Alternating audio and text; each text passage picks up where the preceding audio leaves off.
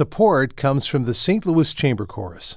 Season 68 concludes at John Burroughs at 3 p.m. on May 26th with the United Nations commissioned Voices of Today by composer Benjamin Britten, featuring youth and adult singers. Tickets at chamberchorus.org. This is St. Louis on the Air from St. Louis Public Radio.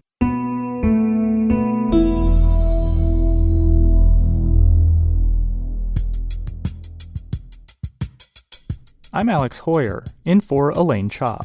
St. Louis's juvenile justice system is supposed to rehabilitate youth, but it often makes things worse. That's the topic of a recently published article written by Taylor Tiamoyo Harris and commissioned by the River City Journalism Fund. Taylor is a St. Louis-based journalist, and she recently began a new job as investigative fellow for the New York Times. Taylor, welcome to St. Louis on the Air, and congratulations on the new job. Thank you. Thank you for having me. Your story on the failures of St. Louis's juvenile justice system is one that is deeply reported, and there are so many places where I could go with it. But I'd like to start with an introduction to a person named Christian Lett. Who is he? Christian is now a leader with the Freedom Community Center. He works with Power Builders. I got to personally witness him lead. It was interesting to also watch his transformation myself, right? He previously, as you read, talked about his journey and growing up, the troubles he faced, even his troubles in the criminal justice system. He was one of the kids that escaped. We talked about escapes in this article. So Christian really opened up and told us his story, told us his trauma, but really showed us his transformation in the story. So, yeah. So that transformation, it was partly marked by, you point out in the story, spending his 17th and 18th birthdays in jail. And he initially was incarcerated because of a stolen vehicle, and he fled police. And he's now 20, and you highlight his transformation. But tell us a little bit more about what his time was like when he was incarcerated. Right. Christian, he just, those were hard conversations. I mean, I'm stuttering as I'm talking about it. He was like, look, I didn't like it. It's jail. I didn't like it. I asked him about not being let outside, how he felt about that. He was frustrated. He took his frustrations out on staff. He did say that there were some activities and sometimes some socialization, but it wasn't enough. And he was like, I would do anything just to not go back there. So I think that kind of speaks to the conditions that the kids endure. And you talked about his work with Freedom Community Center, and you disclosed in the story that you've worked as a consultant for that group as well. What was it like to be able to see his transformation and to be able to see that restorative justice in a way? Right. So when I think when we think about youth crime, we think about youth, going crazy in the city. We're hearing about youth stealing cars, doing all these things that Christian was accused and admitted to doing, right? But it's interesting to see how organized that he was in leading people, how responsible he was. I saw him at the center coming every day consistently.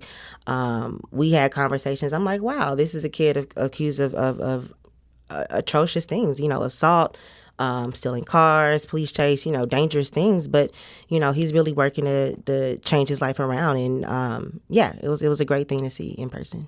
And what was it about the structure of a program like that contributed to him turning around his life?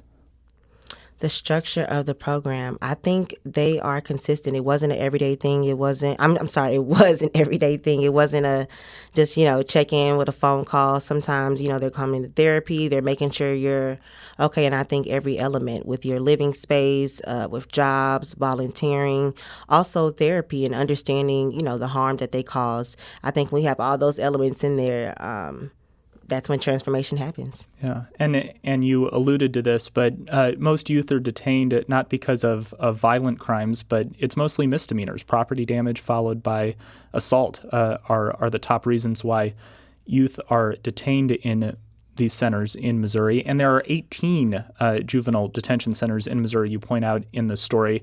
And these are different from the longer-term youth facilities that the state runs.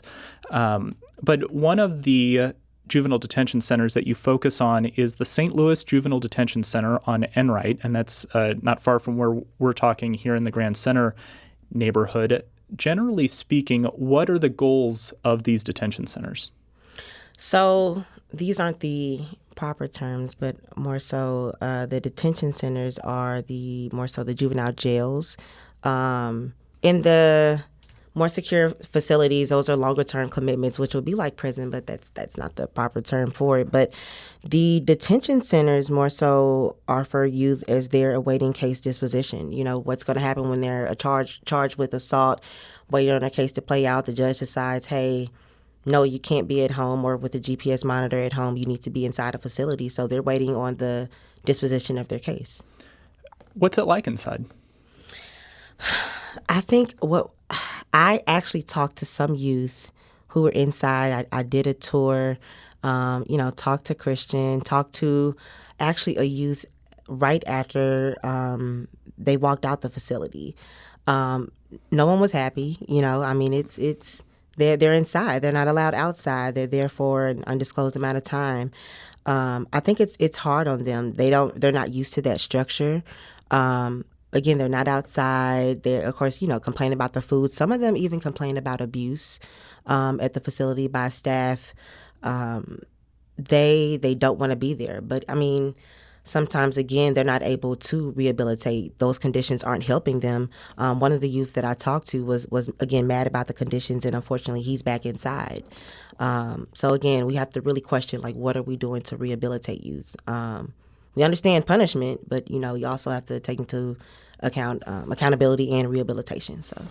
And certainly part of rehabilitation is education, and we're talking about young people after all. To what extent are youth in those centers learning and being educated? Right. Most of the teachers that I talked to in the city's detention center, they've been there for a while. They, said they were committed to their job. Of course, this is during our tour. But I don't know, Taj, I remember talking to some other people that used to work at the facility, said sometimes... And she's a psychologist who used to work there. Yes, I'm sorry, not identifying her. Yeah, she was our lead, Taj, the former psychologist. But others that told me that the facility, sometimes they saw kids just watching movies at times. I did a story actually on the St. Clair County Juvenile Detention Center separate from this. And Dr. Goldson there actually discovered that there was no teachers there. Kids were just kind of sitting there. And so she implemented some of those teachers from East St. Louis School District to come over there and teach. So yeah, it depends on the facility. You talked about some escapes that have happened.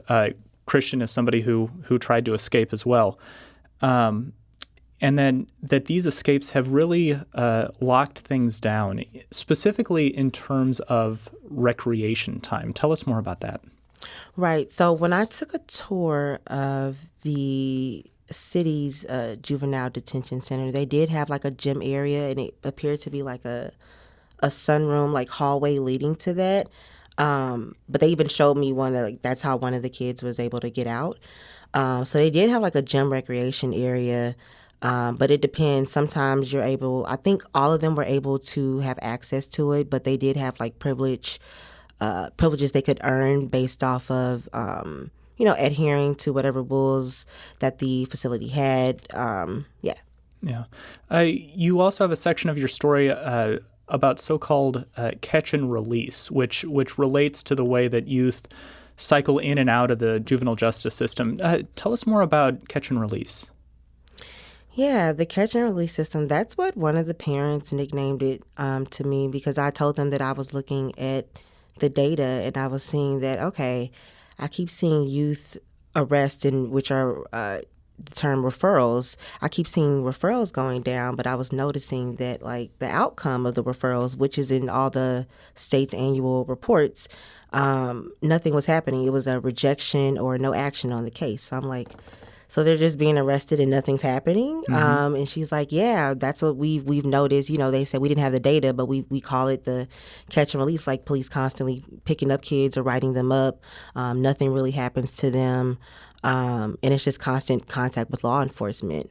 And kids, I guess, become used to being repeat offenders in that sense, thinking that, it's just a juvenile record. It won't follow me as an adult. So, yeah, that is the system pretty much.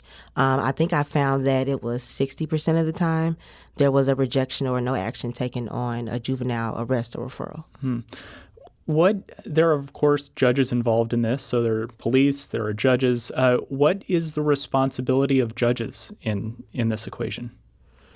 I think it's the responsibility of the presiding judge, but also just the court system as a whole. They have a juvenile, they have a legal officer that's determining the outcome of the referral.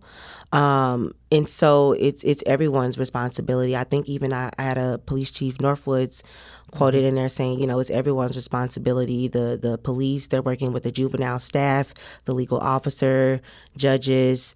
Everyone has a responsibility, in addressing the system. And you specifically talk about risk assessments and how they and how racial bias plays into that. Could you talk about that a little bit? Right. So I believe I had a expert who really explained the system to me, saying that risk assessments really have a negative connotation associated with them, but she said it's more so how they're structured and crafted. If they have things such as parents' prior incarceration being a factor, whether they determine a kid is, a risk or ultimately certified or not, or if they say, lives in poverty or something like that, if that's determined to be a risk factor, then that can, have some racial bias and all types of biases associated. So it's more so just making sure that the questions that we're assessing as we determine whether kids should be or need to be jailed or not, making sure that those are fair. Mm.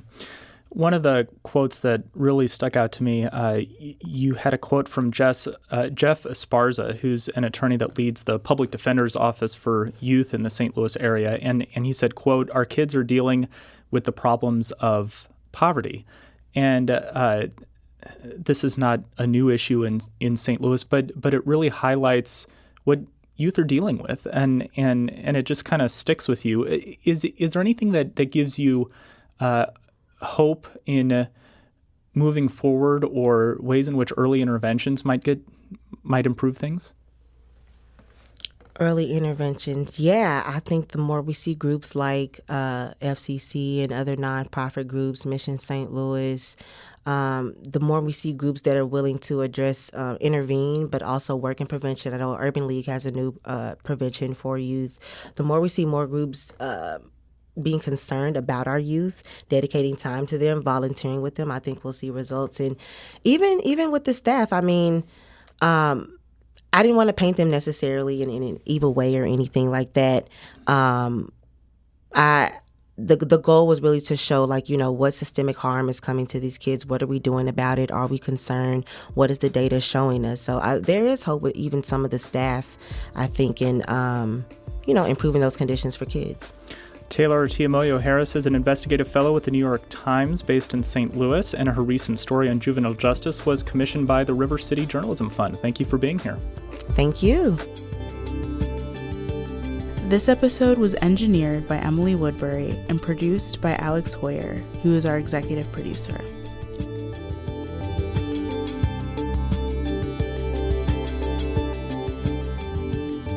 St. Louis on the Air is a production of St. Louis Public Radio. Understanding starts here. Do you find yourself regularly listening to episodes of St. Louis on the Air? Suggest us to a friend you think might enjoy our conversations. And leave us a review and rating on Apple Podcasts on the App Store. It's the simplest way to help people discover our show. Thanks. St. Louis Public Radio is a member-supported service of the University of Missouri St. Louis.